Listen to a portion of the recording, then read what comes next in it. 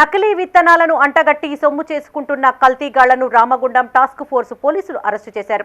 పెద్దపల్లి జిల్లా రామగుండం పోలీస్ కమిషనరేట్లో ఏర్పాటు చేసిన సమావేశంలో సిపి శ్రీనివాస్ కేసు వివరాలను మీడియాకు వెల్లడించారు. మహారాష్ట్ర నుండి గోదావరి ఖని నది ఒడ్డున ఎడ్లబండిపైన 2.5 కిలోల నకిలీ పత్తి విత్తనాలు రవాణా చేస్తున్న వ్యక్తిని మంచిర్యాల జిల్లా వేమనపల్లిలో అదుపులోకి తీసుకున్నట్లు తెలిపారు. వీటి విలువ 75,000 ఉంటుందని వివరించారు. నకిలీ విత్తనాల రాకెట్ను పట్టుకున్న అధికారులకు సిపి రివార్డు అందజేశారు. అలాగే మనకి ఈరోజు తెల్లవారుజామున ఒక ఇన్ఫర్మేషన్ బేస్డ్ అయ్యి మనకు నీల్వాయి కోటపల్లి ఏరియాలో మన ఆఫీసర్స్ కోటపల్లి నీల్వాయి ఆఫీసర్స్కి ఇన్స్పెక్టర్కి ఎస్ఐకి ఇన్ఫర్మేషన్ రావడం జరిగింది. దాంట్లో భాగంగా మన కానిస్టేబుల్స్ని ఎక్కడైతే సస్పెక్టెడ్ ప్లేస్లో పంపించడం జరిగింది.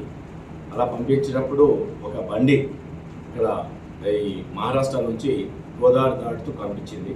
ఆ మహారాష్ట్ర నుంచి గోదావరి తెల్లవారుజామున చీకటిలో వస్తున్నప్పుడు కనిపించినప్పుడు వీళ్ళు పోయి దాన్ని ఇంటర్సెప్ట్ చేసి పట్టుకున్నారు. పట్టుకుని చూస్తే దాంట్లో ఈ యొక్క పత్తి విత్తనాలు మహారాష్ట్ర నుంచి ఇక్కడ ఒక వ్యక్తి ట్రాన్స్పోర్ట్ చేస్తున్నారు. దాని వెనుక ఇంకో వ్యక్తి పైలటింగ్ చేస్తూ దూరంగా ఉన్నారా లేదా అని చూసుకుంటూ వస్తున్నాడు. ఈ వ్యక్తిని పట్టుకునేసరికి ఆ వ్యక్తి వెనక నుంచి మళ్ళీ పారిపోయాడు. సో ఈ వ్యక్తిని పట్టుకున్న తర్వాత మొత్తం ఒక బుల్లక్ కార్డు, తర్వాత ఎడ్లు, దాని తర్వాత 2 క్వింటాళ్ళు అంటే 200 కేజీలు ప్లస్ ఒక 5 కేజీలు సపరేట్గా డిఫరెంట్ రకాలుగా ఉన్నాయి.